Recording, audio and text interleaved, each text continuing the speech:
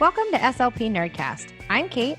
And I'm Amy, and we appreciate you tuning in. In our podcast, we will review and provide commentary on resources, literature, and discussed issues related to the field of speech-language pathology. You can use this podcast for ASHA professional development. For more information about us and certification maintenance hours, go to our website, www.slpnerdcast.com. SLP Nerdcast is brought to you in part by listeners like you. You can support our work by going to our website or social media pages and contributing. You can also find permanent products, notes, and other handouts, including a handout for this episode. Some items are free, others are not, but everything is always affordable. Visit our website, www.slpnerdcast.com, to submit a call for papers to come on the show and present with us. Contact us anytime on Facebook, Instagram, or at info@slpnerdcast.com. We love hearing from our listeners, and we can't wait to learn what you have to teach us. Just a quick disclaimer, the contents of this episode are not meant to replace clinical advice. SLP Nerdcast, its hosts, and its guests do not represent or endorse specific products or procedures mentioned during our episodes unless otherwise stated. We are not PhDs, but we do research our material. We do our best to provide a thorough review and fair representation of each topic that we tackle. That being said, it is always likely that there is an article we've missed or another perspective that isn't shared. If you have something to add to the conversation, please email us. We would love to hear from you. Before we get started in today's episodes, financial and non-financial disclosures, I am the owner and founder of Grand Bois Therapy and Consulting, LLC, and co-founder of SLP Nerdcast. Amy Wonka is an employee of a public school system and co-founder of SLP Nerdcast. We're both members of ASHA SIG 12 and both serve on the AAC Advisory Group for Massachusetts Advocates for Children. I am a member of the Berkshire Association for Behavior Analysis and Therapy, Mass ABA, the Association for Behavior Analysis International, and the corresponding Speech-Language Pathology and Applied Behavior Analysis Special Interest Group. Huzzah! Huzzah. Huzzah. So what are we talking about today?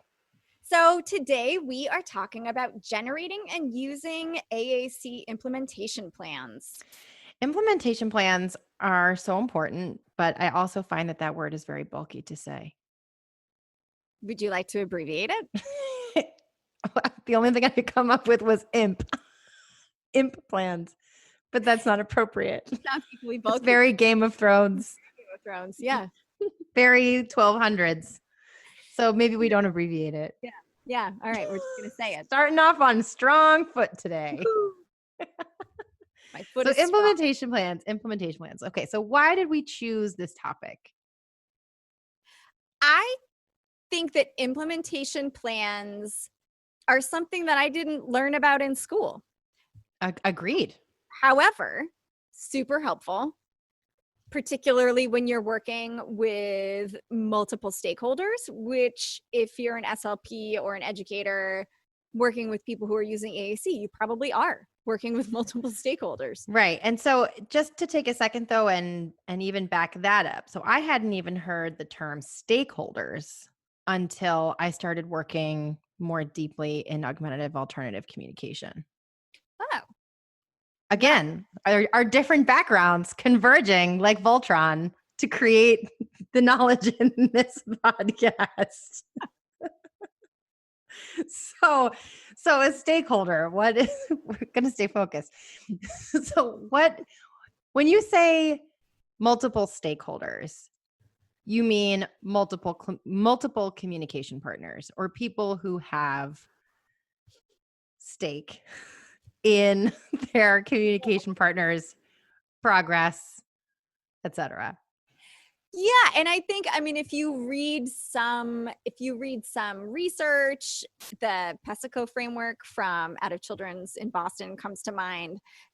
Stakeholders are also thinking about funding sources, right? So if you're in an outpatient environment, a stakeholder would be the parent or guardian who came to you, the person who is using augmentative communication, the funding source, perhaps their teachers in schools. So it's kind of everybody who touches and has a stake in the communicator and their needs. Okay. And the PESICO framework we will put a link to that up on our website. For those of you who don't know what that is, but that's essentially a framework that looks at. You think about stakeholders, among other things. Among other things. Okay. So rewinding, but now that we understand what a stakeholder is, the implementation plan, I had never used implementation plans either. And now that I use them, I can't do my job without them. Because they're the best. Right? Yeah. I mean, I feel, both of us work in more of a consultative role instead of a direct service role. But I think even if you're in direct service, having a plan that clearly outlines your teaching strategy that you can share with members of a team. So many SLPs work as part of teams. That's sort of a no-brainer, right? So I think maybe people use implementation plans and maybe call them something different, but the literature and the framework around an actual implementation plan really makes it so concise and so well thought out that I think it's a great thing to adopt as part of your regular approach to therapy. For sure. I agree. For sure. All right, well, let's dive right in. Now that we've covered Voltron derogatory terms for other people from the 1200s and all of these other things, let's just move right along. Okay, so our learning objectives for today include 1, what is an AAC implementation plan and why should we use them? What are some frequently used components of AAC implementation plans? Learning objective number 2, what are some potential benefits to using AAC implementation plans? And number 3, what are some hurdles to AAC implementation plans? Sounds like a solid plan. It is a solid plan. We have a good plan about our plans. I like to plan about plans. That's so nice. All right. So doing a little bit of background information, we have sort of maybe addressed this. We didn't know what AAC implementation plans were way back in the day in our youths. But what are they? Well, it's interesting in preparing for this episode. We looked at a lot of different sources where we usually go for resources. One of those is ASHA. In looking on the ASHA practice portal for AAC, they do, in the section about school-based settings, they do reference implementation plans. And when they talk about possible challenges in the school-based environment, ASHA proposes AAC implementation plans as one possible way to overcome or prevent the challenges, but they don't really tell us very much about what an AAC implementation plan is here. Just it's that sort of shocking to me. Could be helpful. Is that not shocking to you that they would use? I mean, the resources available to ASHA are immense. That website is huge, but that they would recommend AAC implementation plans and then not put a little link that's like, read this. Read more about implementation plans. I just found that sort of interesting. Well, it's funny because it's something that, as you had said, I think is used in a lot of other disciplines. Like you hear as people who both work closely with BCBAs, board certified behavior analysts, they write behavior plans all the time. Mm-hmm. That's what comes out of most of their assessments, right? Is the behavior plan. And I think that we make plans, we make treatment plans, but a treatment plan is different from an implementation plan. I was just about to ask you this. How? We're going to talk a bit more about that. I think big, broad differences are that an implementation plan is something that is more about a process, a collaborative process with multiple people working on it together. It's something that's modified on an ongoing basis, but it contains a lot of components that aren't in a treatment plan. A treatment plan is about your goals and objectives and how you're going to get there. So if you're a speech pathologist working in direct service and you're writing your treatment plans, an implementation plan is an extension of that involves other stakeholders. Yeah, and communicator, other team members, communication partners, that kind of thing. So that's like, I think to me, that's a really important distinction. Because an implementation plan is really rooted in bringing other people into the fold. I think it's both. The value in an implementation plan is both the process and the product equally. I think so. Okay. I love that. So ASHA doesn't really give us a whole bunch of specificity on what an implementation plan is. So not that I could find. So where did this come from? If it's not on the ASHA website, where in the universe did it come from? I learned about it from my work in schools, and particularly with assistive technology specialists. Shout out to my number one AT specialist. You know who you are. Sending you She's so virtual great. heart. When we look in the literature and even what you see posted on our website, I think that the key article, a lot of times we say, if you're only going to read one thing, read this one thing. If you're only going to read one thing, read that article titled Assistive Technology Implementation Plan, a tool for improving outcomes. By Margaret Bosch and Melinda Alt. I didn't know. AULT. I figured I was going to say them both incorrectly, but yes, read that one. Bosch that and Alt gets into the nuts and bolts of the components of it, of an implementation plan. And a lot of the work that has been done that I've read with implementation plans and the literature that's out there, the resources that are out there do come to us from special education in the field of assistive technology. And I think it's interesting to note that when you think about AAC and you think about how your role varies as a speech language pathologist depending upon your work environment, when we're looking at it in the school environment, you're looking at AAC as assistive technology, which is different from when, we were working outpatient together and doing AAC evaluations. Then we're looking at AAC as DME or durable medical equipment. So we're looking at medical needs instead of educational needs. So while a lot of the framework is similar, a lot of the things are different too, depending upon your work environment. I think that's also such a good point. But I also think that no matter what setting you're in, you should always be placing some priority on the communication partners of the client or student that you're working with. And so there's always room for this, I think. I do too. And I think, we'll talk a lot about schools because in our understanding, that's really where the assistive technology implementation plan comes from. But if you're outpatient and you're working with pediatric clients and you don't think about the educational environment where your client spends a lot of their day, you're not setting them up for success. Are you going to open this box? I am going to just we have so many things to say about this, but I guess at the cornerstone of it is that no matter where your environment is, but especially if you are not part of a team environment, your work, we've both worked outpatient, we know what it's like to be treating a client or patient in a sterile white room with all of your materials. That student is going to leave and they have a whole host of communication partners that they're going to interact with. So using an implementation plan as a bridge from your sterile white room into all of the other places is very important. Yes. And I think, having both worked outpatient, I also know, I think we both know the challenges of that environment. You're typically in a productivity centered. Oh my God, those productivity standards, like take my pen and stab it in my eye. Yes.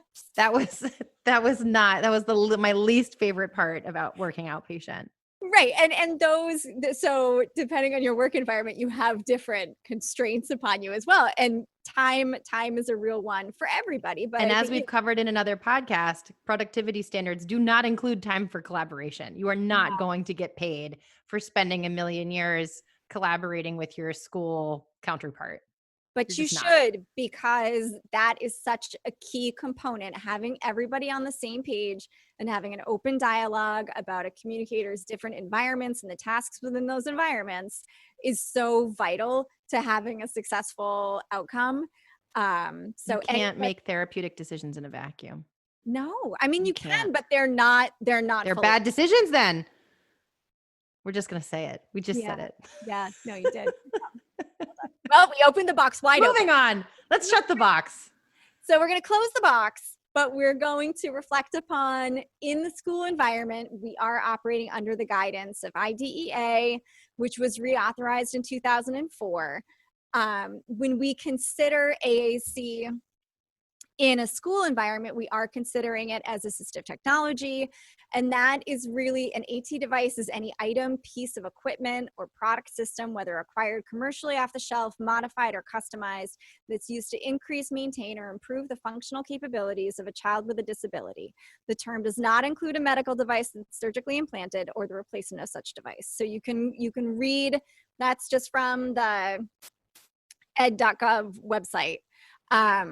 But, AT has been included in IDEA since 1990. So it's been there for a while. AAC has been included in there for a while. I think the advent of iPads and Apple devices in 2012, and then following with a lot of our longstanding vendors developing robust apps, access to AAC has changed a lot for people. I think a lot of students— Which in general is a really great thing. It's great. But it means there's a lot of AAC happening in school-based environments.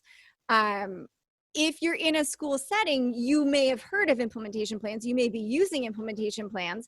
But if you are somebody in a different environment, like an outpatient environment, I can say when we worked outpatient together, I never generated an implementation plan. No, I didn't even know what it was then, I don't think.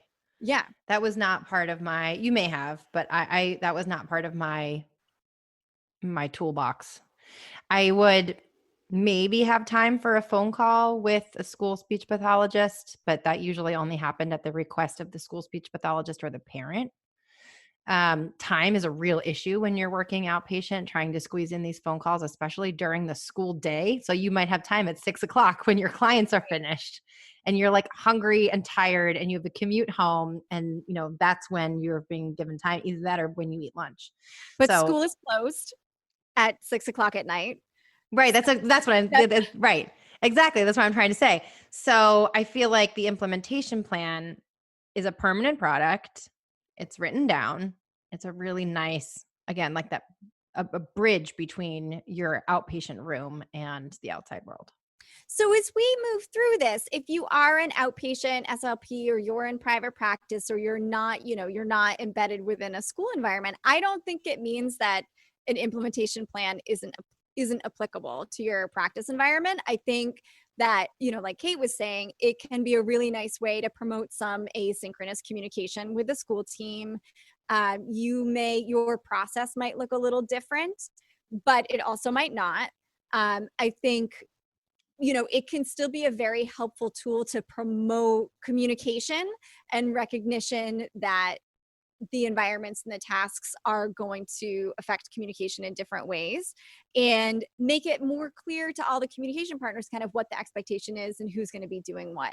So I think a fantastic thing about being somebody who is a school-based provider is just that opportunity for ongoing collaboration, extension of your services beyond your, speech and language session or time in your office. But with all of those wonderful things come a lot of challenges, right? So we just talked a little bit about the challenges on time that are connected with an outpatient environment, but a lot of those challenges are just as real for the school-based providers. They don't necessarily have somebody sitting over them, giving them their productivity numbers every month or whatever. And you don't have time is an issue for any busy SLP. I mean, it's just a problem everywhere. It is a problem. And part of it is that those indirect services aren't billable, I think. But regardless. Another box. Another box. Let's not open that one. For the sake of staying on track. When we think about a school environment, you may have a lot of different people supporting the student who ideally you want on board with at least some understanding of what, we're hoping for in terms of communication. And everybody has their own experiences, and all of those experiences are different. People have different backgrounds in education. They have different values. And so everybody's bringing all of those different perspectives together. And being able to communicate within and across that larger group of people is really helpful, but also really challenging.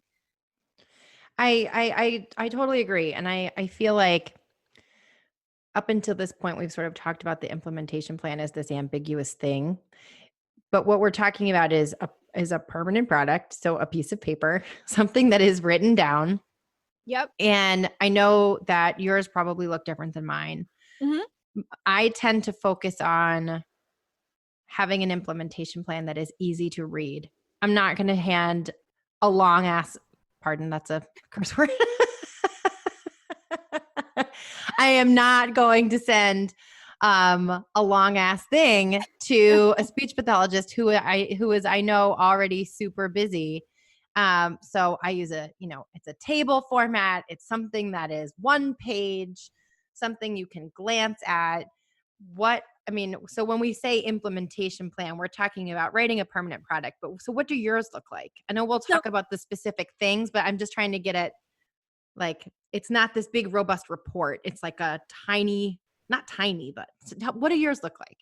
So yes, similarly, I'm shooting for that same thing. I struggle with being verbose. That's like a challenge I have in life.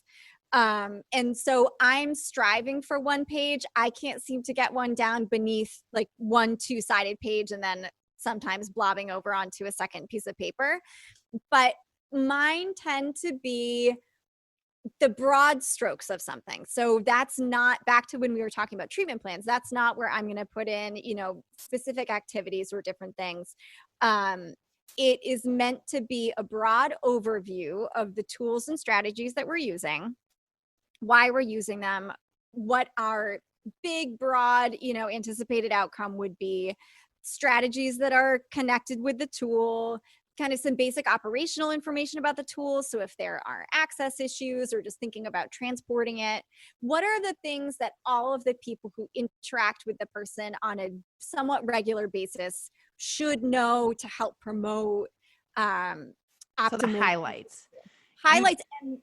And roles and responsibilities is a big one. So, and we had talked a little bit about this also, one other nice thing that an implementation plan does for you as the clinician is it kind of helps you stop feeling guilty when people aren't doing things that you had a conversation and agreed upon that they would be doing. Right. So you told the aide or the direct para or, the RBT or whoever's working directly with your student, you feel like you've told them 7,000 times. Oh my God. This is the target word. This is, Johnny has to have his device, blah, blah, blah. And that poor, unbeknownst to you, that para or that aide, classroom aide or that RBT or whoever it is overworked. They have 1,000 things to do. So I feel like this writing it down is a nice way, not only for, and we're going to talk about this later, but not only to alleviate your guilt or alleviate your, I feel bad, I have to keep reminding them, or how do I give them the feedback that they keep forgetting, or we did have this conversation. It's also accountability. So you have something written down that you don't want to lord over their heads, but you have a written agreement, almost like a little contract. We talked about this. It's something that you do collaboratively together. Yes. And I mean, having been one of those people, I worked for 5 or 6 years as a one-to-one in school and home environments. And it's exactly that. You are trying to keep track of everybody's priorities all the time. And you're working one-on-one with another person, and you're trying to, remember all the things the OT told you and the PT told you and the speech therapist and the teacher and transition because it's recess. And you have to remember that this kid, it's a lot. Not to mention your own life. You're also in the back burner. You're like, oh, what am I going to have for dinner? Right. So-and-so, blah, blah, blah. The comparison that I make a lot at work is when I go to the grocery store, I don't keep all of my grocery items in my head. I write them down because I am a regular person that cannot remember the fact that I need these 17 things in the produce section and these 8 things in the meat section and all these other things. I write it down because I am a person that needs visual supports. Not because I have a learning difference, but because I'm a human. And I feel like the same applies to the staff that we're working with in classrooms. Or if you're in an outpatient setting, the same applies to the teacher that you never ever get to talk to, or the school SLP that you never get to talk to, or the parents who have the whole host of, their own lives at home. So by writing it down, you're really doing a service to everyone involved, to not only keep them accountable, but give them a visual support to reference when they are trying to do their best with the student against all of the other things in their life. Well, and I feel like for me, another piece of it is it helps distill the priorities from all the other things. When we did a podcast a while back on partner training, we talked about how, you don't want to work on too many things at once. That's actually not helpful when you're doing partner training. And I think a piece of that is kind of applicable here too, where you think about, I had a supervisor once who said, when I walk in to observe a staff member, they should know the things that I think are the most important. And that was an interesting moment for me where, I connected it with implementation plans, because what you're really doing is you're telling whoever you're sharing this plan with that these are the things that are the most important. You're helping them prioritize. And this is what made it on the plan. So perhaps there are all of these other things. And when you're working, in OT and you're doing a co-treat, we're doing some more deeper therapy, in that moment. And you're thinking about more things. But the big, most important things are on this list. And therefore, that helps everybody else be aware that, like, these are the things that we've decided, again, collaboratively as a group, are the most important. And I think that gets back to another, I think, vital element of the AAC implementation plan is that it's not a static document. So it is something written down. It's something It's a living, breathing thing that changes and evolves over time with the communicator. Right. Yeah, totally. Because you're not, in an ideal world, you're meeting, with all the key people. Let's place it in the school environment. You're in the school environment. Maybe you have somebody like one of us come in who's in this sort of facilitative, consultative role. You're with the SLP who's providing treatment. You're with the special educator. You're maybe with the general educator, the OT, the PT. You have all those people there. In real life, that's like magic when all the stars align and everybody's available, Tuesday at 10 o'clock. So it also gives you that piece of communication. Okay, 3 of us met. We thought that this was our draft. These are the things that we think are important. This is how we think it's going to be used in these different ways, broadly, generally. And then you can share that with people, email it to them and say, please take a look at this and make any edits. And so by having it be something that's tangible, you're also able to engage other members of the group who might not be physically able to participate. And I think that would be true, just thinking back to the days, when we were in outpatient or, being in private practice. That's something you could do there too. I wrote these things down. I'd love your feedback. And I also, and that sort of branches on to, not to interrupt you, but something that has been rattling around in the back of my head as we talk about all of these things. I feel like this is particularly helpful with those who are very complex communicators, individuals who have a lot of other things going on. They're working on a lot of other skills, or you have a communicator who has a complex team. So, the parents feel strongly that this is the parent's goal at home, and the goal at home is in a complete contrast or totally different from the goals at school. So when you're drafting up an implementation plan, having that conversation to prioritize what happens in different environments can be so important. Because yes, it would be great if Johnny used, these 10 core words. We are also trying to get Johnny to not hit his head 75 times or, in a minute or whatever it is. So I feel like I'm just basically reiterating the importance of helping people prioritize these things for some of these kids who are, or students, clients, patients, whatever, who are working on a whole bunch of things at once. So for me, I feel like there are 3 big kind of broad types of implementation plan that I write. Do you feel the same way? Do you feel like or do you tend to write kind of the same format? What's funny as I'm like going through these notes with you, I'm realizing that I do have these kinds of implementation plans, but to date I have not called them implementation plans. So go on. I think that we've just called them different things, just not implementation plans, but yes. Okay. So, and this might be true for listeners too. I think one of the ones that we use a lot would be the implementation plan that's drafted after an initial assessment. So, in the schools, when you're doing an AAC assessment, or if you have a student who's gone out to an outpatient clinic, they've had an AAC assessment, oftentimes the recommendation is an extended trial of that tool or maybe multiple tools and some related strategies where data is collected. If we're looking for a third-party funding source, you need to have specific types of data in specific environments. If you're looking for school funded tools or things like that, you don't have the same funding based constraints, but you do want to demonstrate that the tool is effective across multiple environments and tasks. And so there's the trial implementation plan, right? So we would draft that when you're trying things out and trying to make a determination about if it's a good fit and what is the best fit. I have a question about that, particularly when you're talking about funding and trying to document success or lack of success in different environments. Do you typically create different implementation plans for different settings? So will you have one implementation plan for home and then a different implementation plan for school based on the different stakeholders and different communication partners and the different data you're trying to collect? Or do you try and make it cohesive across all different environments? So I don't know. I try and make it cohesive across all of the environments and then describe how it would look different in different environments. How about you? What do you do? So because I have a lot of my clients have varied residential situations. Mm-hmm. Sometimes we will create different implementation plans because the tasks that we're asking the individual to do are so significantly different based on their residential situation.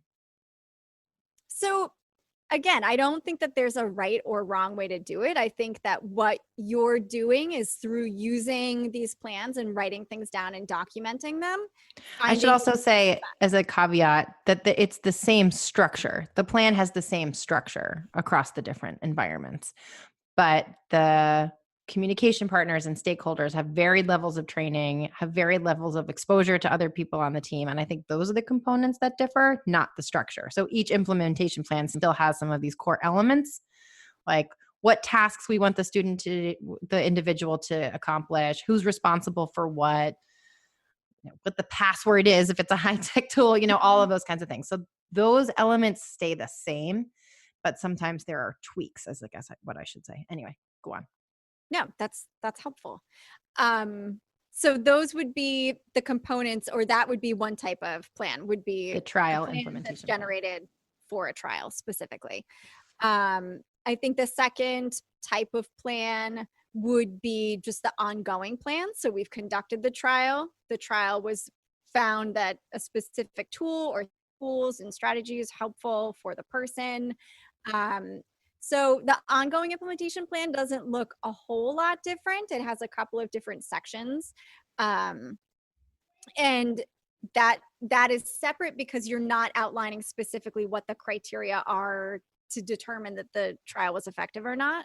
I think, and it tends to be a bit more robust in terms of access to other content. Most of my plans are hyperdocs. So most of my plans contain. That sounds like a space word. It does. It does. Put the gear shift in hyperdoc. Yeah, you gotta turn your turbocharger all the way up to use the hyperdoc.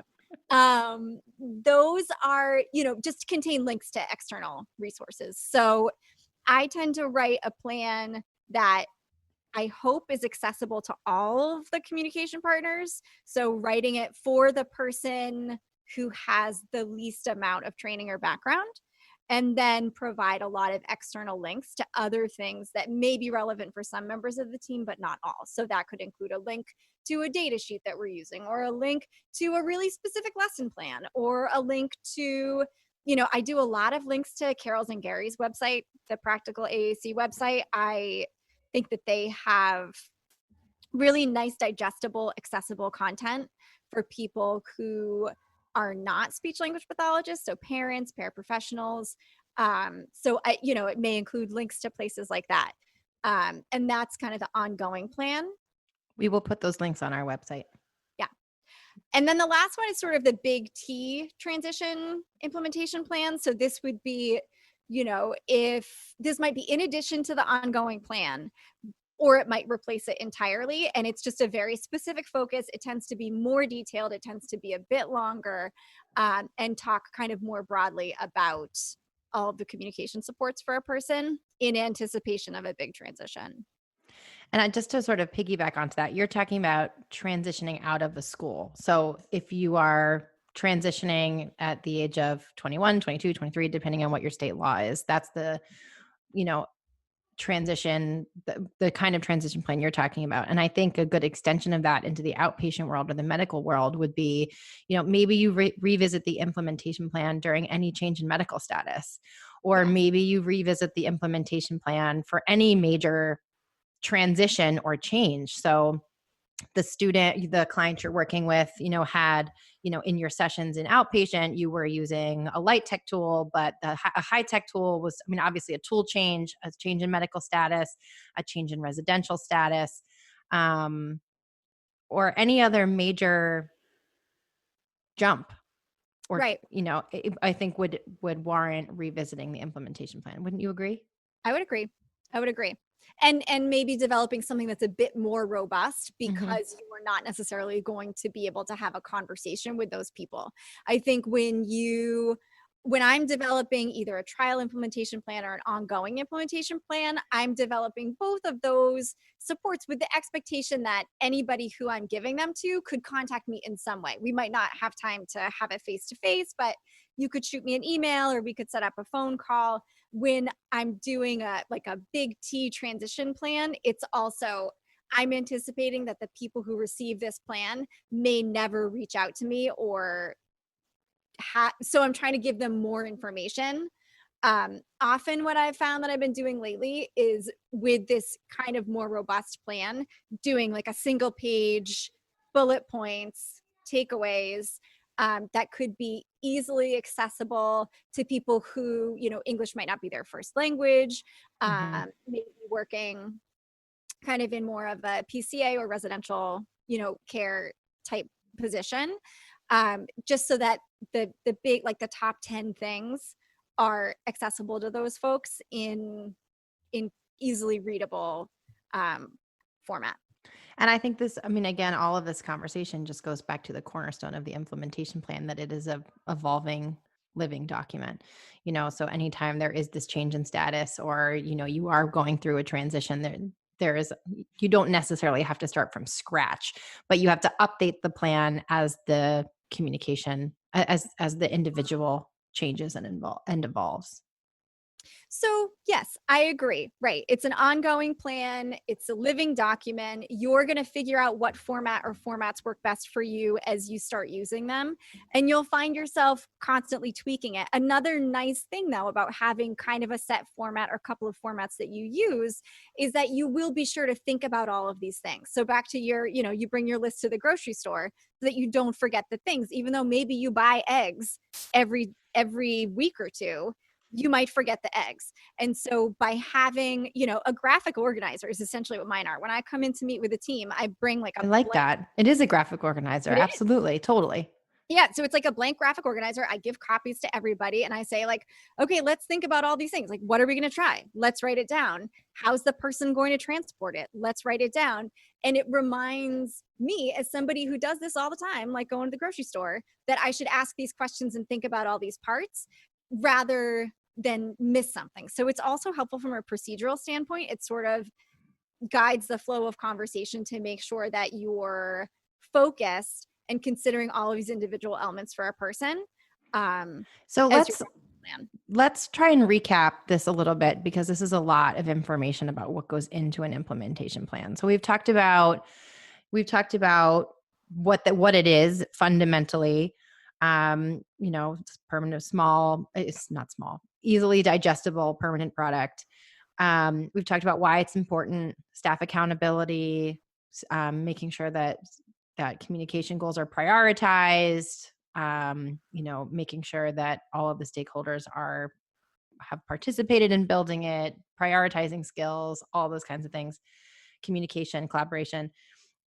We've talked a lot about what the frequently used components are, and I just wanted to review those quickly to make sure that our listeners have a good grasp on exactly, if they leave this podcast and they want to go write an implementation plan, what would they need to include? Okay.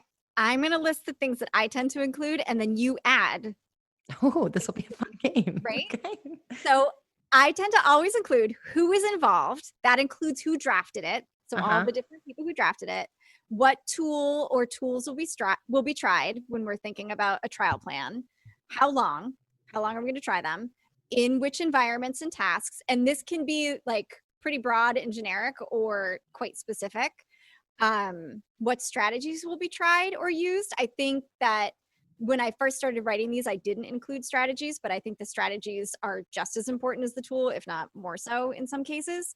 When you say strategies, you mean like button specific gesture prompt, Yeah. gesture prompt, Language simulation, or sentence completion tasks, whatever your teaching strategy is. Co-constructed utterances, like in the top ones. So again, you in your speech and language session might use multiple strategies, but the key ones, because we're writing this for the person with the For least, other people, right? correct.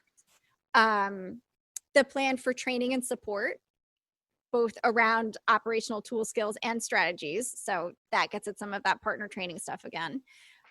Roles and responsibilities for each participant, and indicators that the tool or strategy is working or not working. And that goes across all of the plans. That's not just something that's part of the trial. That is reflecting the fact that when we think about AAC, it should be something that we're constantly reflecting on as a team.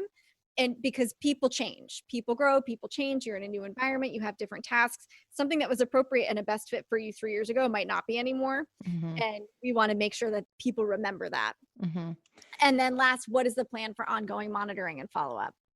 How about you? Are there other things? Are there different So we cover a lot of those things. We tend to, I say we, it's mostly me, because I work in varied places and work with a lot of paraprofessionals. I use a very generic layman's terms. So I do a who, what, where. So who is going to be using it? What are you going to be using? Where do I expect you to use it? I do a lot of ABA, work in a lot of ABA settings. So we usually do a data collection column. I do a lot of these in tables. And there are a lot of staff working with my students and clients. So I also tend to include some operational kind of things, like what's the password? How often, to get to realize language or some sort of automatic data collection tool. This is with the little arrows, click this, click this, click this, click this. If you have some sort of, there's like the general iPad password, but then if you have an editing password, is that different? So we do a lot of we keep a lot of housekeeping things on there. And then we also, I also try to include like a wish list item. So if someone is working with the student and they had this great opportunity to model the word peanuts, I don't know, and maybe not the word peanuts. What would be another good word to model? Like wait. They had this great opportunity to model the word wait. We're waiting. And the word wait was not on the device. Write it on the implementation plan. So it's something that's up in the student's area, or up in, if there's one that's at home, it's in the kitchen, it's on the fridge, and you wanted to add something, then write it there so that it's all, it's laminated, it's whiteboard, use like a whiteboard marker. That's one other thing. Oh, and we usually list the objectives if it's an IEP. And I suppose if you are on, in an outpatient setting, you could maybe write the goals, so as a reminder of why you're doing these things. So to tie it back to that legal document or insurance related document, to make sure they might not always be cohesive, but there's usually some anchor, usually some reason why you are working on what you're working on. And I find that for a lot of the staff I work with, having the objective on there can be really helpful if they're trying to collect data for a specific objective later on. It sort of helps them as a reminder of oh, this is why we're doing what we're doing. I think that's great. I think that sounds like a very functional document for your environment. And I think that that's the big key, right? So we have different components that are in ours. I think a lot of the stuff that is in yours would be something that would be a link in one of my documents. And that is a big piece, make something that works for the people who you're working with. I would say don't be beholden to your structure of your form. If you're working, I think especially somebody like you, Kate, who's working across different teams, different teams are going to want They have different. the teams have different learning needs. And what you Right. want is this document to be helpful. You Yep. want them to want to go to it. You want Yeah. them to not be intimidated by it. You want there to be a low response effort. You want it to be something. What you're trying to do with an implementation plan is use it to help change the behaviors of the communication partners. So you want them to reference it so that they remember, oh, I'm supposed to model this word, or oh, I'm supposed to make sure Johnny carries this into the gym or around in the hallway or takes it off of his desk, or the outpatient therapist is working on this word, so maybe this would be a great opportunity to do it in the classroom, and vice versa. So yeah, I'm glad that we recapped all of those things. I want to move on to our second learning objective. What are the potential benefits to using AAC implementation plans, and why should anyone bother using them? I feel like we've covered a lot of this, but And before we go there, I will say one other piece that I left off my list that I do think is important. I put a footer on all of them with my contact information. Oh, that's a good one. Yeah. So also put in, because we want it to be a resource for the person. They're going to it if they have questions. All your contact information is there.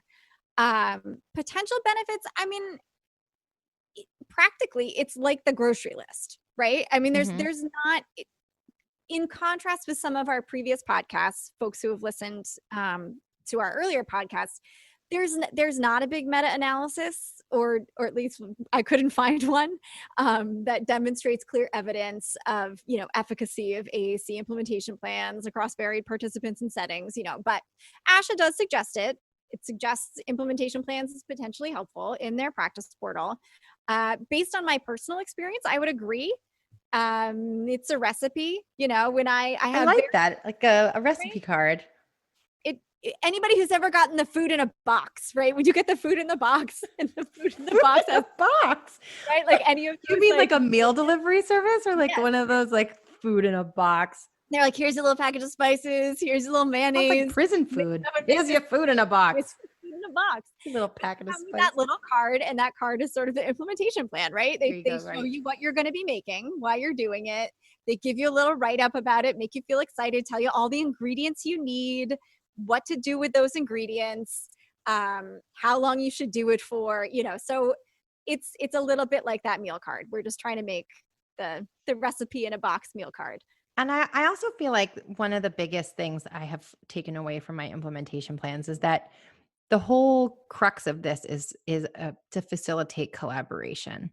And collaboration can be really hard, especially if, shameless plug for our episode on collaboration with BCBAs. But I feel like having an implementation plan does such a nice job of giving those discussion structure.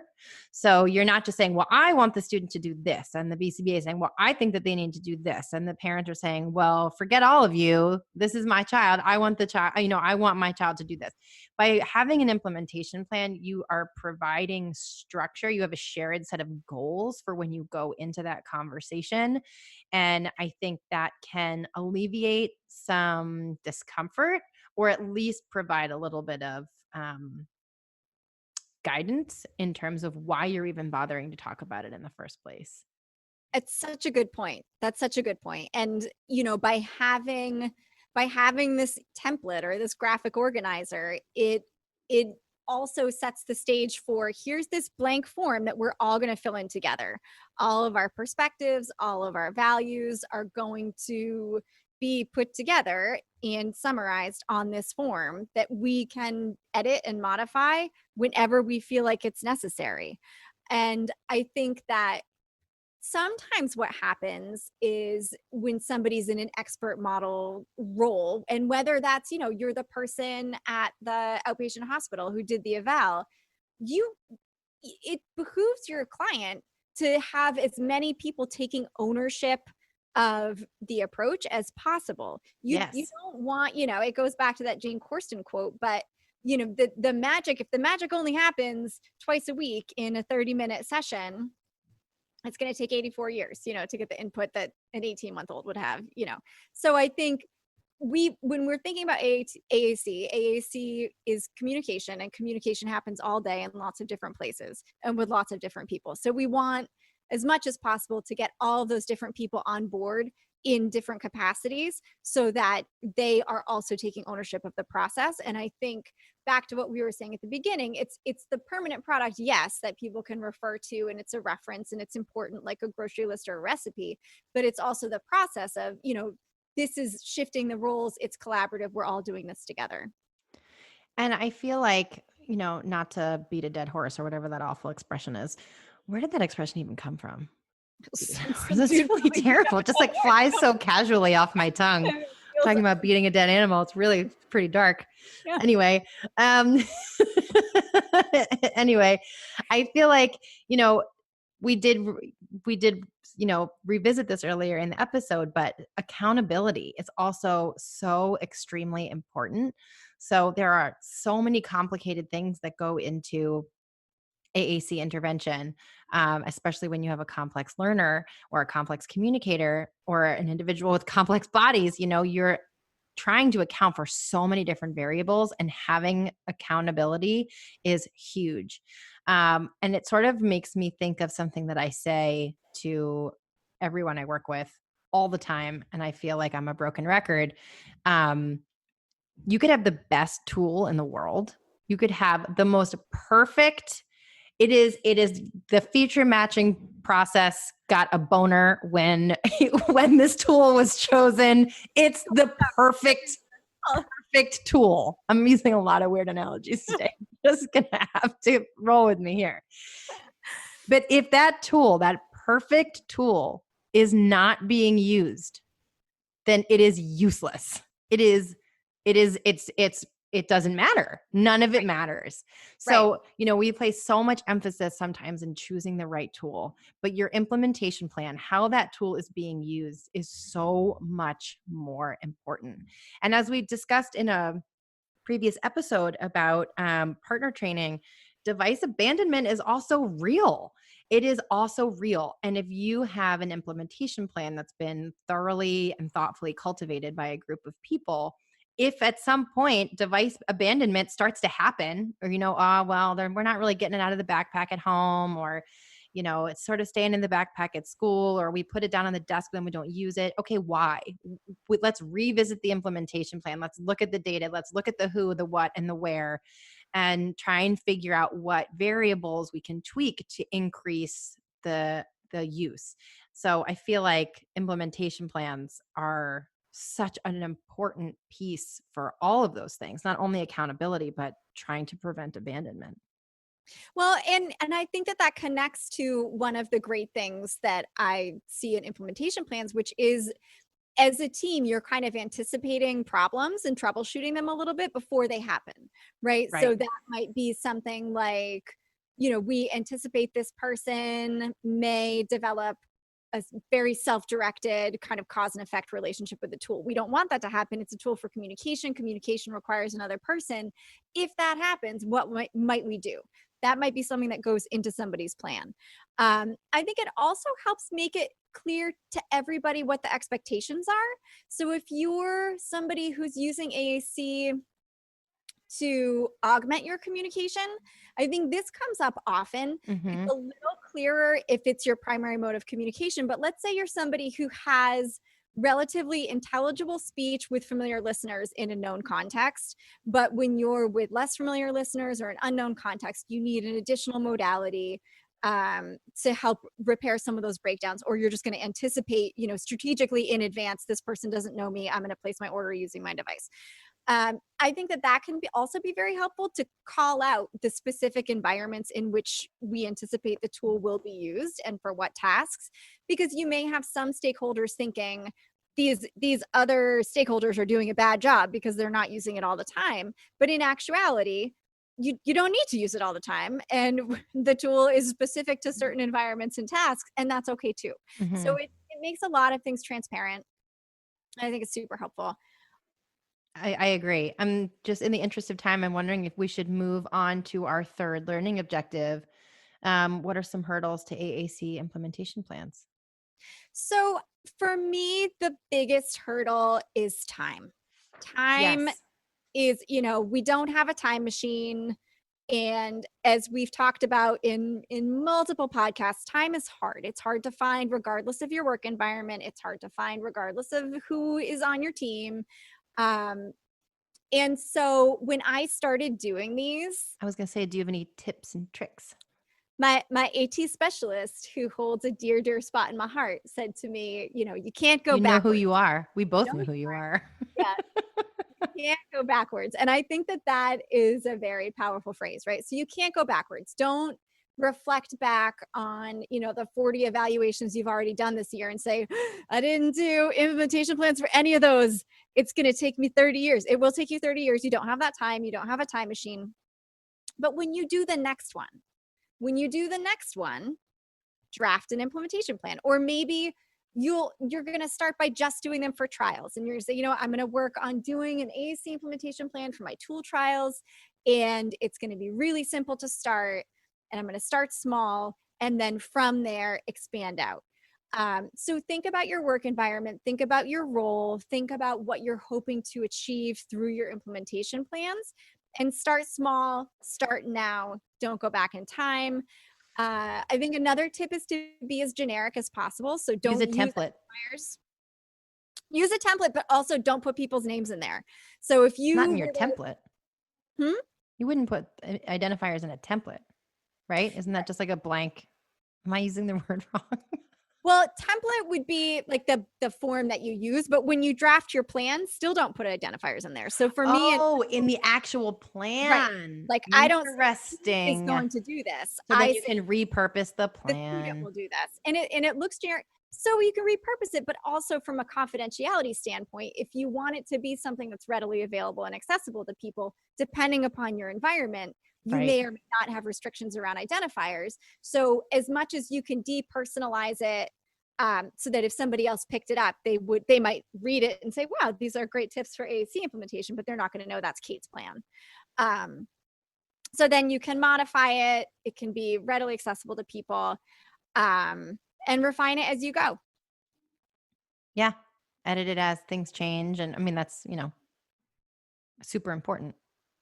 I think the other big obstacle that might happen would just be that it's a shift in your practice. So let's say, we get in a time machine and we shoot backwards in time, pew, pew, pew, to win any set. And, there we are working outpatient, and we hear this podcast and say, oh man, we should try using implementation plans. They seem like they could be really helpful and promote dialogue among team members and better outcomes for our clients. It's a shift if you're not used to doing that. So I think there's the time component, but also this is just different and it places you in a different role. Maybe you're kind of used to being the expert and it feels a little uncomfortable to not be the expert. So I would think that might be another barrier, but I would say dip your toes in the water and feel a little uncomfortable, and consider using a professional growth moment. Yeah. Professional challenge. Yeah. You always have to embrace a professional challenge. Yeah. Have all the uncomfortable thoughts and feelings, and then use ACT to work out. Your values. Shameless plug. Right? Yeah, identify your values. Take committed actions. So are there any other barriers that you've experienced in your... Time is definitely one of them. I think, honestly, the biggest barrier is not that I have found isn't necessarily in writing the implementation plan, but it's getting staff to interact with the implementation plan. And I think I have had to work really hard at being present as a human reminder, like checking in often. Oh, hey, how's the implementation plan going? And you can see their eyes get real big. Oh, that thing you hung at the student's desk that I haven't looked at in a million years. So I've had to refine my approach to implementation plans over time to get more buy-in from staff. I think that's a great point. Yeah. Just which has been, and that's why I switched to the who, what, where. It's like a cute little infographic that we hang, that I have, stashed around in binders and things. A lot of my particular kind of student or client is very complex. So there's a lot going on.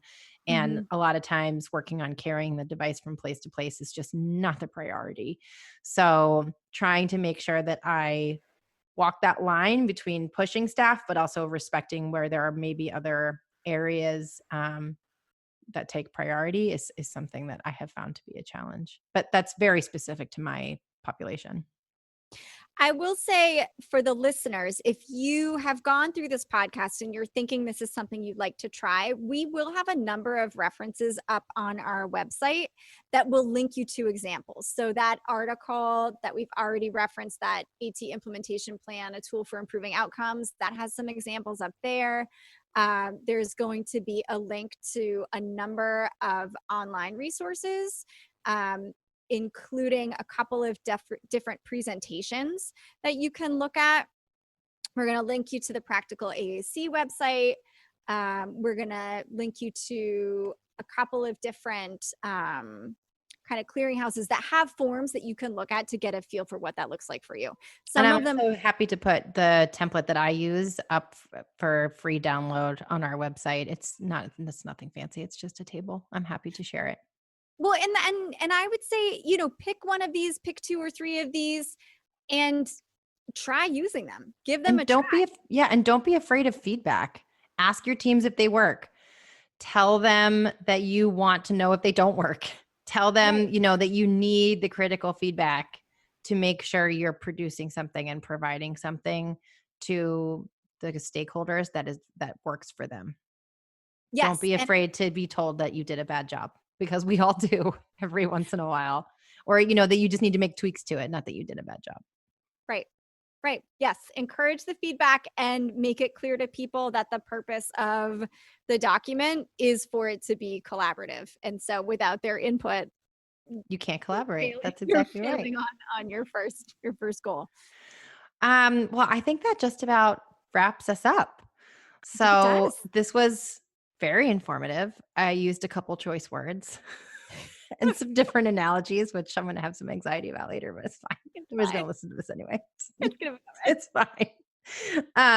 So thank you for joining us, everyone. If you are interested in using this episode for ASHA professional development, go to our website, www.slpnerdcast.com. Go to the episode page, take a quick quiz, and purchase your certificate of participation. You can learn more about our services and what we do for ASHA PD on our website. Also, you can feel free to find us on Instagram, leave us a review on Apple Podcasts or wherever you listened. Please shoot us an email anytime, info@slpnerdcast.com. Ask us a question, request a topic. Stay tuned for some future episodes related to AAC basics and behavior management in speech therapy, which I'm very excited about. And we will see you back here again soon.